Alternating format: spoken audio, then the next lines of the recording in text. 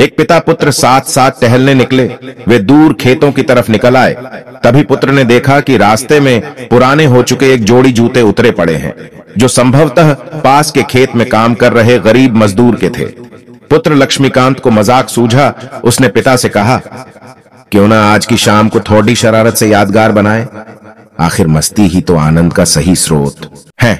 पिता ने असमंजस से बेटे की ओर देखा। पुत्र बोला, हम ये जूते कहीं छुपाकर झाड़ियों के पीछे छुप जाएं। जब वो मजदूर इन्हें यहां नहीं पाकर घबराएगा तो बड़ा मजा आएगा। उसकी तलब देखने लायक होगी और इसका आनंद मैं जीवन भर याद रखूंगा। पिता पुत्र की बात को सुन गंभीर हुए और बोले, बेटा, किसी गरीब और कमजोर के साथ, उसकी जरूरत की वस्तु के साथ इस तरह का भद्दा मजाक कभी न करना। जिन चीजों की तुम्हारी नजरों में कोई कीमत नहीं, वो उस गरीब के लिए बेशकीमती हैं। तुम्हें ये शाम यादगार ही बनानी है, तो आओ आज हम इन जूतों में कुछ सिक्के डाल दें और छुप कर देखें कि इसका मजदूर पर क्या प्रभाव पड़ता है। पिता ने ऐसा ही किया और दोनों पास की ऊंची झाड़ियों में छुप गए। मजदूर जल्द ही अपना काम खत्म कर जूतों की जगह पर आ गया। उसने जैसे ही एक पैर जूते में डाले, उसे किसी कठोर चीज का आभास हुआ।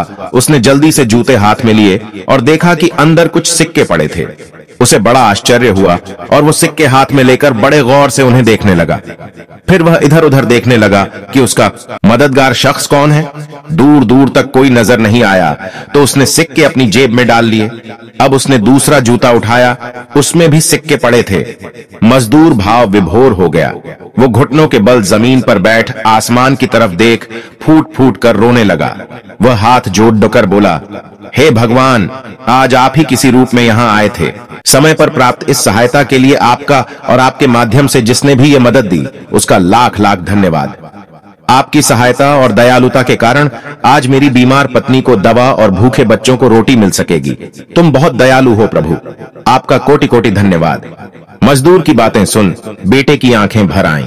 पिता ने पुत्र को सीने से लगाते हुए कहा, क्या तुम्हारी मजाक मजे वाली बात से जो आनंद तुम्हें जीवन भर याद रहता, उसकी तुलना में इस गरीब के आंसू और दिए हुए आशीर्वाद तुम्हें जीवन पर्यंत जो आनंद देंगे वो उससे कम है क्या? पिताजी, आज आपसे मुझे जो सीखने को मिला है, उसके आनंद को मैं अपने अंदर तक अनुभव कर रहा हूं।